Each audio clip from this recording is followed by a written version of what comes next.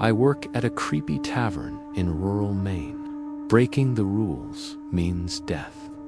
Asterisk, I've never been one to believe in the supernatural. Ghost stories were just something to tell around a campfire, and monsters were for movies. But after working 3 months at the Cold Pines Tavern in rural Maine, I can tell you some places aren't just haunted, they're wrong. The Cold Pines Tavern sits on Route 201, nestled in a dead patch of forest halfway between Jackman and nowhere. It's one of those places that looks older than it should, like it's been sitting there since the beginning of time. Peeling green paint, rusted iron signs, a wooden porch that creaks no matter how you step. No cell service for 20 miles. I was broke and passing through when I saw the help wanted. Room and board included, sin nailed to the front. One look at the desolate parking lot and the fog creeping between the trees, and any sensible person would have kept driving. But I wasn't feeling particularly sensible, so I went in. A bell jingled above the door, though I never saw it. The bar inside was dimly lit with yellowing bulbs. Shelves of dusty liquor bottles lined the walls. A few booths, a jukebox that didn't work.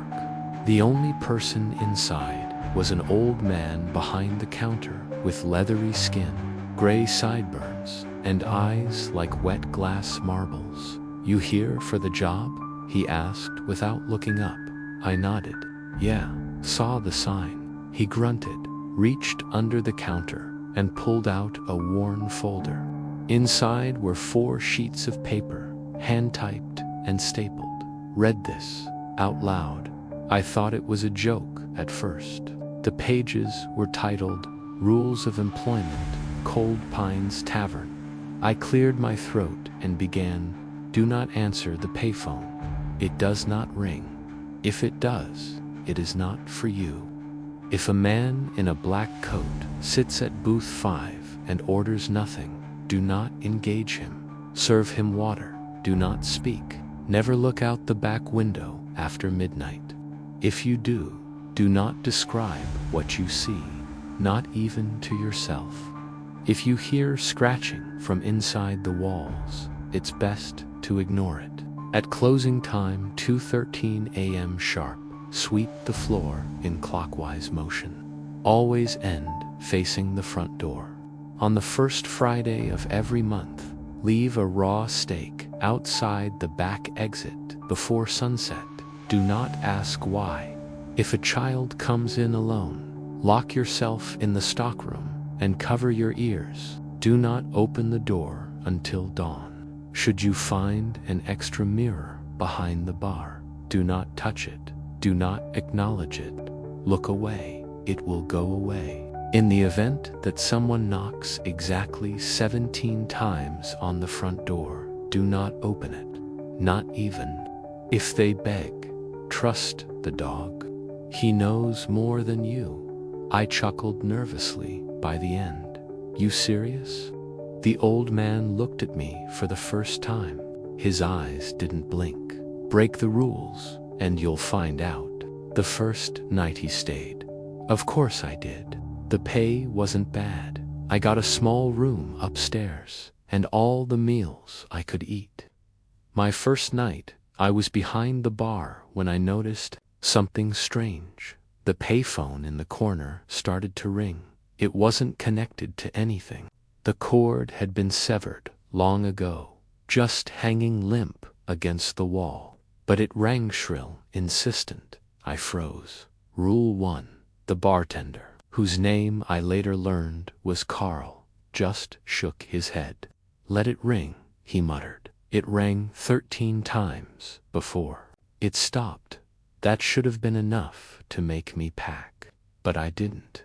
I told myself it was a gimmick, a hazing ritual, old drunks playing tricks. I was wrong. Booth 5. It was my 5th night when the man in the black coat came in. No footsteps, no creak of the floorboards. He was just suddenly there, sitting at booth 5. He had long, bony fingers and a wide-brimmed hat that hid most of his face. His hands were folded neatly on the table.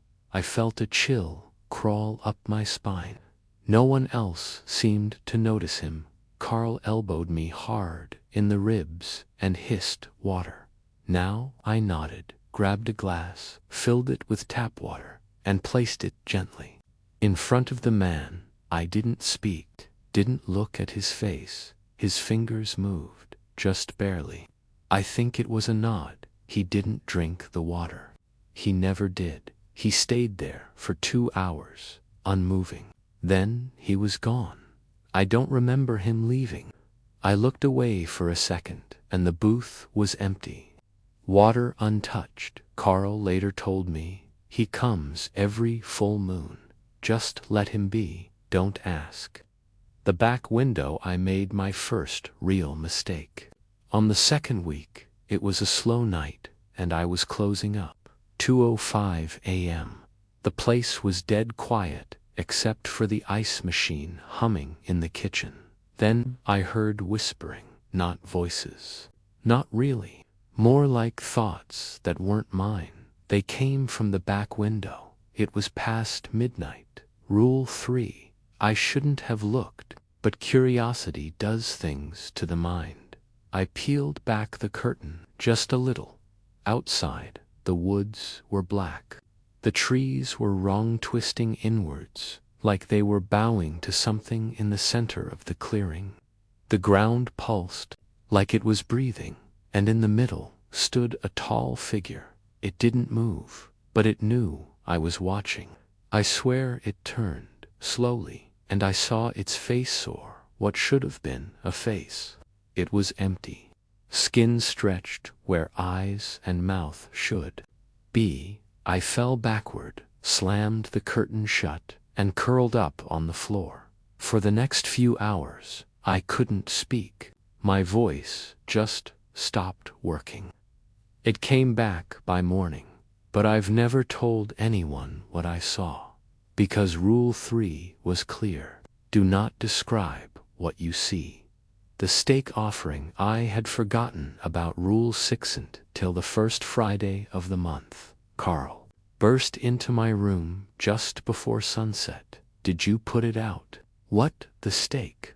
We ran to the kitchen. The meat was still in the fridge. He grabbed it, shoved it into my hands, and dragged me to the back door. Put it out, now. I opened the door and threw the raw steak onto the gravel. The sun was just dipping below the trees. Carl slammed the door shut and bolted it. What happens if we miss it? I asked. He just stared at me. We don't. The child came on a stormy Tuesday in September. Rain was hammering the roof. Thunder shook the bottles on the shelf. It was just me and Carl. Then the door creaked open. A little girl walked in, soaking wet, no shoes, blonde hair plastered to her forehead. She looked wrong. Two still eyes, too wide, smiling too hard. Carl dropped the glass he was holding. Go stockroom now. We ran, locked the door, covered our ears. For the next 6 hours, she knocked on the door and sang a soft, tuneless hum, over and over and over. At one point, I thought I saw her shadow pass under the door. Crack. It had too many legs. We stayed until dawn. When we came out, she was gone, but muddy footprints led from the front door to the back window and up the wall. The mirror incident, this one wasn't my fault. A customer had spilled a drink behind the bar, and I was cleaning it when I noticed something in the mirror. Except it wasn't my reflection. It looked like me, same clothes, same height, but it didn't move when I did.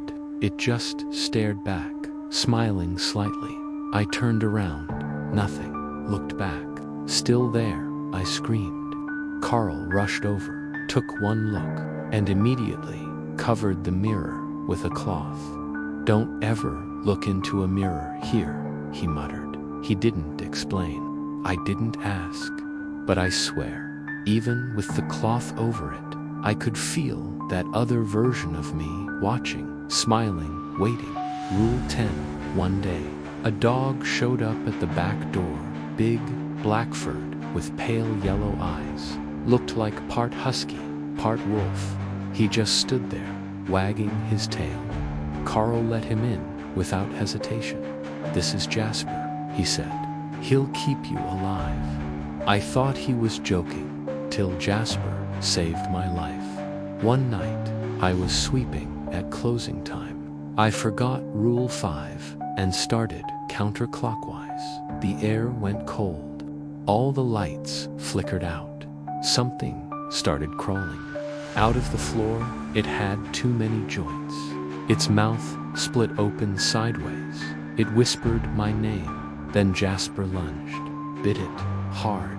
The thing screamed, a horrible warbled sound, and vanished into the floor like smoke. I finished sweeping clockwise. Facing the door, Jasper sat at my feet the whole time. Carl later patted him on the head. "Told you, trust the dog."